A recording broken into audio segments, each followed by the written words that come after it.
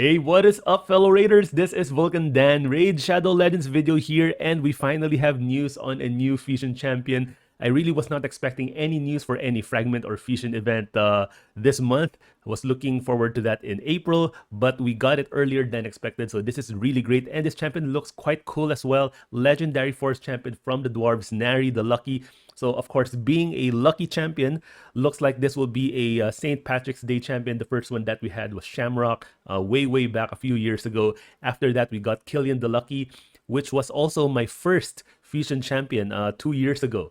So yes, I've been playing this game for a little more than 2 years now. Killian was my very first one. Killian was an okay champion, especially for Faction Wars with those stuns and block active skill. Mostly single target though, so he didn't get much use, but he is sort of a mid-tier, sort of slightly below average champion. And then last year we got Yoshi the Drunkard from the Shadow Kit, sort of an introduction to this new faction. And Yoshi was pretty decent with those decreased accuracy, HP burn, and now we have Nari the Lucky, and he looks to be really good. Really excited to have him. He has double AoE skills on his A2 and A3 with a cool synergy within his kit. So yeah, so let's take a look at him. His A1 is attacks one enemy, 50% chance of stealing one random buff from the target. That's an okay A1 right there. I really like that. It's a steal and not a remove, so you're really getting one random buff from the target. I don't really mind the whole randomness of this one. Some people don't really like, random this, random that, but I kind of like that.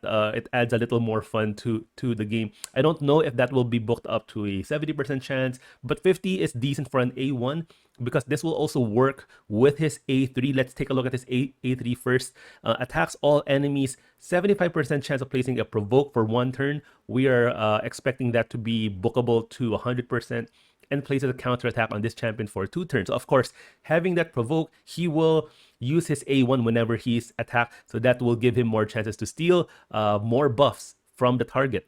So again, that's steal. So if they have other, a variety of buff, increase attack, shields, he will steal all of those with his counter attack. So that is great. It is on a very long cooldown, those 6 turns. I'm really hoping we can book that down to at least a 4-turn and not just a 5-turn cooldown.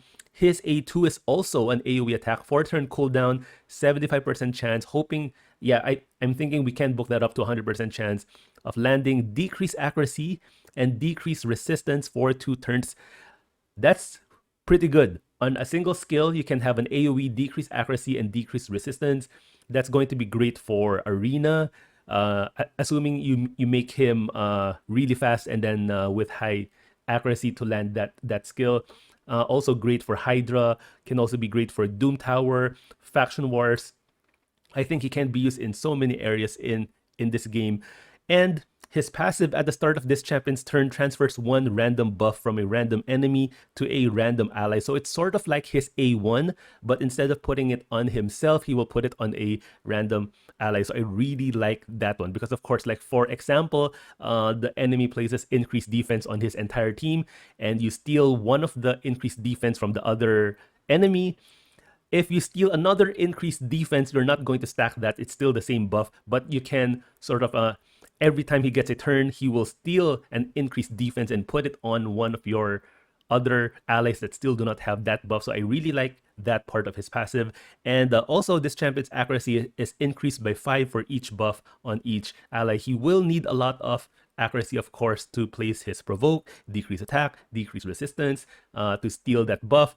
So he does need a lot of accuracy. If you want to for now, I think based on his kit, you will need to build him with really high speed, really high accuracy. If he lands his A2, decrease accuracy and decrease resistance, that would lessen the load for your other champions, so that you don't need to build them with that high of an accuracy because they will have decreased resistance on their entire team if the A2 lands. So I really like that part of his kit. And I think he will be an awesome champion. I'm really looking forward to pulling him. For the AoE provoke, there seems to be a lot of dwarves that have AoE provoke. We've had the Rockbreaker, as an epic champion. We've had Molly, of course. Molly is great for Faction Wars because, of course, with that AoE provoke and she does that revive. Nari, I think, will not be as good as Molly for Faction Wars. Molly will still be your go-to AoE provoke for Faction Wars, but in case you do not have her, then Nari would be a good substitute for that one. And like for my own team, yeah, my dwarves does not have Molly right now, so I would really love to have Nari the Lucky. All right, awesome. All right, so really looking forward to this one. It's a good champion, not like God here, but he will be usable in so many different areas of the game. So I hope this will be free to play friendly, meaning that the event itself will not be too difficult for those beginner players, so that they can get their hands on this awesome new legendary. All right, that is it. Thank you guys for watching. Really excited for this one, and don't forget to subscribe. And I'll see you guys in my next one.